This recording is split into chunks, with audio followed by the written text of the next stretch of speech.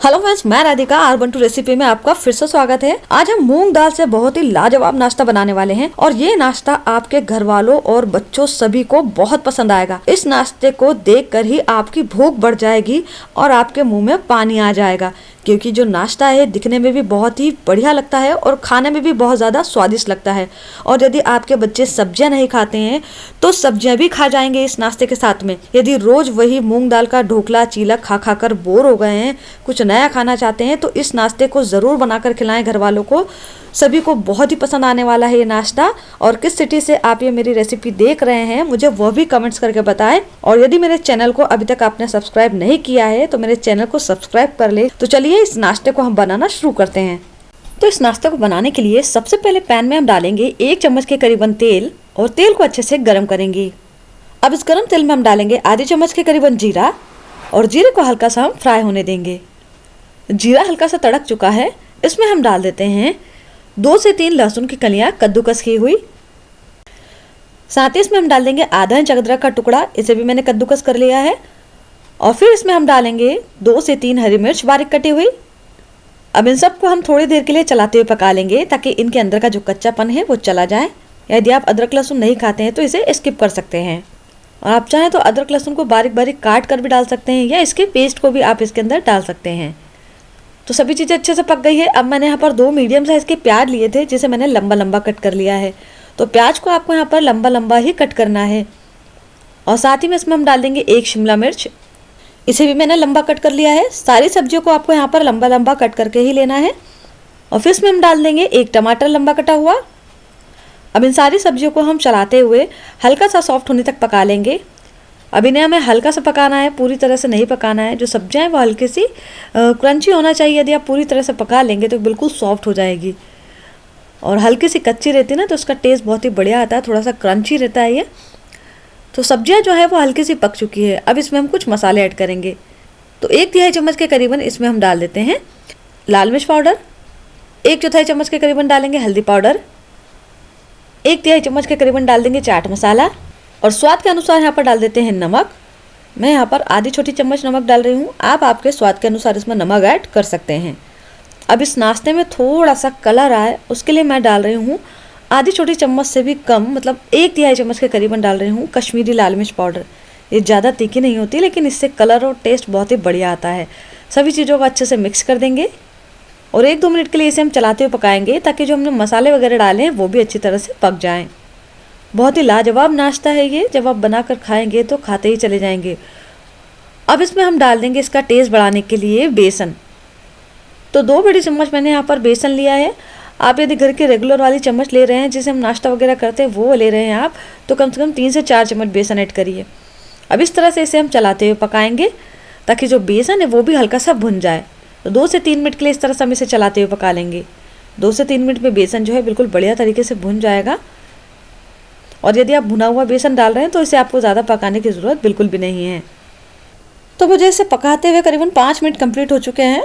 सभी चीज़ें जो हैं बिल्कुल बढ़िया तरीके से पक चुकी है। अब गैस को हम बंद कर देंगे और इसमें डाल देंगे थोड़ा सा हरा धनिया बारीक कटा हुआ। अच्छे से मिक्स कर देंगे और इसे अब हम ठंडा होने देंगे। और मैंने 1 कप पीली वाली मूंग की दाल ली थी जिसे मैंने 4 से 5 घंटे भिगो कर लिया है, जिससे कि जो दाल है ना बिल्कुल बढ़िया तरीके से फूल गई है। कम से कम आपको दाल को 4 से 5 घंटे भिगो कर लेना है, या आप चाहें तो इसे ओवरनाइट भिगो कर भी सुबह इसका यूज़ कर सकते हैं।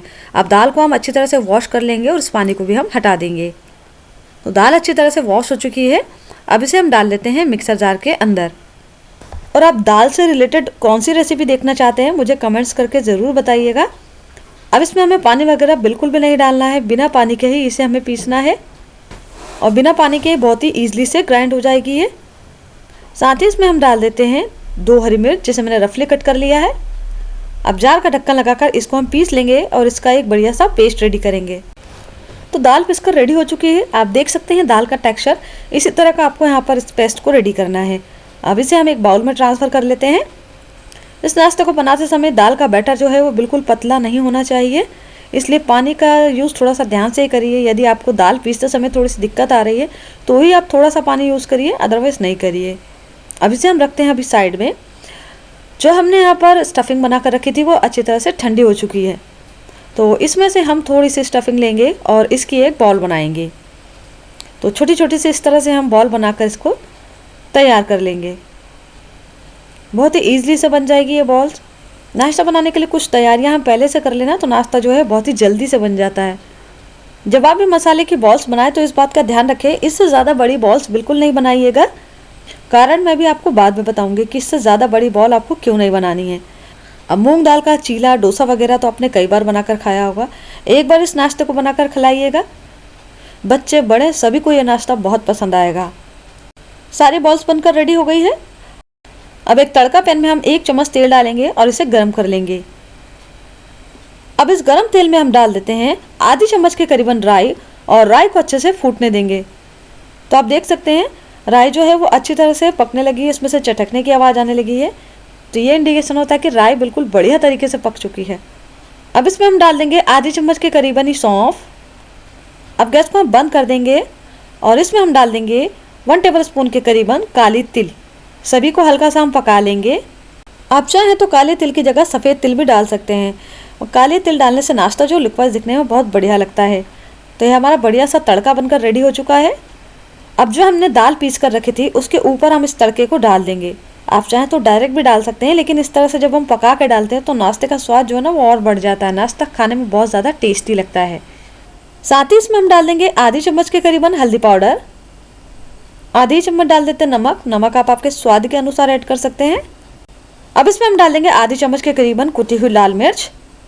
ये टोटली ऑप्शनल है, मैं इस नाश्ते को थोड़ा स्पाइसी बना रही हूँ। साथ ही इसमें हम डाल देंगे इनो। तो मैंने यहाँ पर लेमन फ्लेवर वाला इनो फूड सॉल्ट लिया है। आप कोई भी फ्लेवर का यहाँ पर इनो ले सकते हैं। तो 1 पैकेट इनो हम पूरा डाल देंगे इसके अंदर। आप चाहें तो खाने का सोडा भी ऐड करके इस नाश्ते को बना सकते हैं, लेकिन इनो से बहुत ही बढ़िया रिजल्ट आता है। तो आप कोशिश करें कि इनो डालकर ही इस नाश्ते को बनाइएगा। साथ ही इसमें हम बिल्कुल थोड़ा सा पानी डाल देते हैं और अच्छे से सारी चीज़ों को मिक्स करेंगे।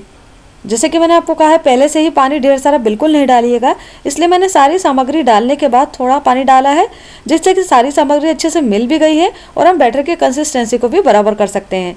तो आप देख सकते हैं बिल्कुल परफेक्ट बैटर बना है ये नाश्ता बनाने के लिए। जब नाश्ता बनाना शुरू करें तभी आपको इनो डालना है, पहले से ही इनो डाल के बिल्कुल नहीं रखिएगा। तो अब ये नाश्ता बनाना स्टार्ट करते हैं हम। अब मैंने यहाँ पर लिया है अप्पे पैन, तो इसे हम थोड़ा सा ऑयल लगाकर ग्रीस कर लेंगे। अब पैन भी हल्का सा ग्रीस हो गया है। अब जो हमने बैटर बनाया था ना उसमें से हम थोड़ा थोड़ा बैटर लेकर इसके अंदर फिल करेंगे।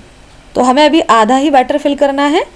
सिर्फ 1-1 चम्मच में यहाँ पर अभी बैटर डाल रही हूँ, इतना ही आपको यहाँ पर डालना है। अब जो हमने स्टफिंग की बॉल बनाकर रखी थी ना उसे हम इसके अंदर इस तरह से स्टफ़ करेंगे। इसलिए मैंने आपको कहा था कि बॉल का साइज़ एकदम बड़ा नहीं होना चाहिए। यदि ज़्यादा बड़ा बॉल का साइज़ होगा तो क्या होगा कि जब हम बॉल को इस तरह से मिश्रण के ऊपर रखेंगे तो सारा मिश्रण जो है वो बाहर आ जाएगा दाल का, और वापस इसे हम थोड़े थोड़े बैटर से कवर कर देंगे। अच्छी तरह से बैटर से कवर करें ताकि जो है स्टफिंग है वो बाहर दिखे नहीं। अब इसे हम ढक देंगे और ढक करके इसे हम पकाएंगे करीबन 2 से 3 मिनट के लिए। तो लो फ्लेम पर ही आपको इसे पकाना है ताकि जो ऊपर दाल का मिश्रण है ना वो अच्छी तरह से पक जाए। जल्दबाजी करेंगे तो अप्पे अच्छे से पकेंगे नहीं और खाने में कच्चे लगेंगे, क्योंकि दाल जो है उसे थोड़ा सा पकने में समय लगेगा। तो 2 से 3 मिनट भी कंप्लीट हो चुके हैं। जो अप्पे हैं वो एक साइड से हल्के से पक चुके हैं। तो इसके ऊपर हम बिल्कुल थोड़ा थोड़ा सा ऑयल डाल देंगे। बिल्कुल थोड़ा थोड़ा सा ही ऑयल डालना है ताकि जब हम इसे पलट कर पकाएं तो ये ईजिली से पक जाए। 5 से 7 मिनट में जो अप्पे हैं अच्छी तरह से पक जाते हैं, और दाल के हैं तो थोड़ा सा टाइम लगता है। अब इन्हें हम पलट देते हैं। जब ये अच्छे से पक जाते हैं तो बहुत ही ईजिली से पलट जाते हैं। यदि ईजिली से नहीं पलटे तो आप इसे थोड़ी देर के लिए और पका लें। तो इसी तरह से हम सारे अप्पों को पलट देंगे। वापस इसे हम ढक देंगे और 2 से 3 मिनट के लिए और पका लेंगे। 2 से 3 मिनट कंप्लीट हो चुके हैं। देखिए मैंने अप्पों को पलट दिया था, बिल्कुल अप्पे अच्छी तरह से सिक गए हैं, आप देख सकते हैं। तो बस इन्हें हमें तब तक पकाना है पलटते हुए जब तक इनमें बढ़िया सा गोल्डन ब्राउन कलर नहीं आ जाए। तो मैंने अप्पों को अच्छी तरह से सेक लिया है, आप देख सकते हैं बढ़िया सा गोल्डन ब्राउन कलर आ चुका है इनमें। तो ये लीजिए टेस्टी यम्मी से मूंग दाल के स्टफ़ अप्पे बनकर तैयार हो गए हैं। इस रेसिपी को आप ज़रूर ट्राई करें, कमेंट्स करके ज़रूर बताएं रेसिपी कैसी लगी। फिर मिलेंगे एक नई रेसिपी के साथ। Thank you friends, you watching my video.